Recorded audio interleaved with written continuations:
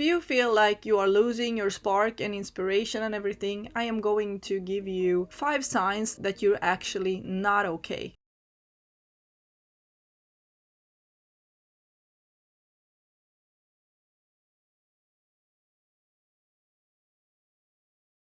Hello winners, what's going on out there? I know we're all feeling a little bit weird and tired of everything going on in the world. We thought we'd catch a break now after all the, I don't know if I can say the word, the sea situation the past 2 years. But then we didn't catch that break because now it's something else. They're now talking about another pandemic striking. So if you are feeling very, very weird, anxious, and just tired, that's absolutely fine. So if you feel like you are losing your spark and inspiration and everything, I am going to give you 5 signs that you're actually not okay. The first one is always a dead giveaway. You're feeling angry all the time. When you're angry and irritated, that's actually a sign of fear. What's always behind anger is fear. So if you're feeling angry all the time and you get annoyed by tiny things, know that this is a sign that you're actually not fine. Behind anger is fear. So when you know that and you acknowledge that, you will know that there is a fear behind it and you need to find it. What is it actually you're afraid of? There's so much turbulence and chaos going on. Anger is a way to try to gain back control. It's easier to be angry than to be afraid. Are you afraid that your life is going to just change from one day to another in a way you don't want to? Are you afraid of being alone? Like I said, behind anger is fear. The second sign is that you are using lots of things to numb yourself. It could be alcohol, it could be watching lots of TV, it could be eating a lot, it could be anything that has gotten out of control and you are doing that a lot and it's not like you. It's a sign that you're actually not okay. Whatever you are using excessively, find out why you lack a balance. Why am I using this and how am I using this? That's an avoidance tool. That is something you are using to numb yourself. So drinking, eating, TV, spending a lot of time in front of the computer. Maybe you are overworking, maybe you're doing something else just to get away from a situation inside yourself. Number 3, if you find it super difficult to do what needs to be done in your regular day, this is also a sign that you're actually not okay. Changing sheets, maybe taking out the trash or doing dishes, if these things are extra hard, like super hard right now, and you need to gather all your energy to be able to get to that point so that you can actually clean your home or pay your bills and do regular stuff, then that is also a sign. So that feeling of being suddenly overwhelmed, that is an exhaustion sign. 4, and this one I've been asked about a lot. This might be the most subtle one. It's a feeling that you actually don't feel like yourself anymore. You feel a little bit strange to yourself. You're not recognizing yourself. Maybe you care less about everything in general, feeling a little bit numb. Or if you get exaggerated in many ways, maybe you get obsessed by things, or you just get neurotic in some ways. Whatever goes away from your natural self and you don't recognize that person that is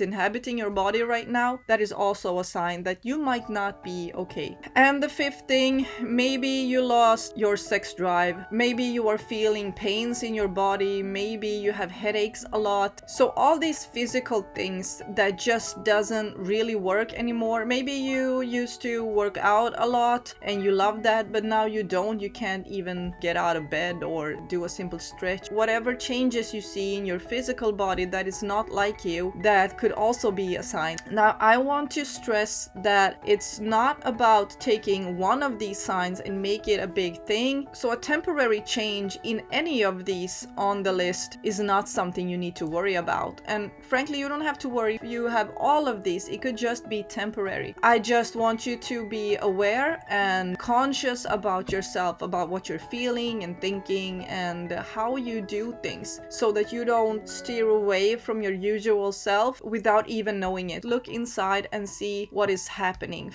Find what is hiding behind all of this. Several of these are fear driven. So if we are avoiding things, that is a stress response. We are fleeing. We have the fight, flight, and freeze. Those are the three stress responses. We can see those stress responses in several of these on the list. Find your stress responses. Are you freezing? Are you fleeing? Or are you fighting? First one we talked about is that when you're angry a lot, that is a fight. That is a stress response. You just don't feel like moving at all anymore. That is freezing. That is a stress response. If you're feeling like you are avoiding things, the avoidance, like just binge watching anything on Netflix or binge eating, that is flight. That is a stress response. Knowing these reactions in yourself is a huge benefit to know when something starts going wrong, instead of waiting and being unaware of them until you get depressed or get anxiety or anything. This is a way to avoid anxiety attacks, is to find a trigger. Now that you know this, take a moment to just look inside and find what is happening inside, what is going on. Find the fear that is hiding behind your reactions, and you will feel so much better. Everything starts with finding out what is going on and looking inside. If this is interesting to you and you love personal development, I have a personal development bundle that you can download for free on my website.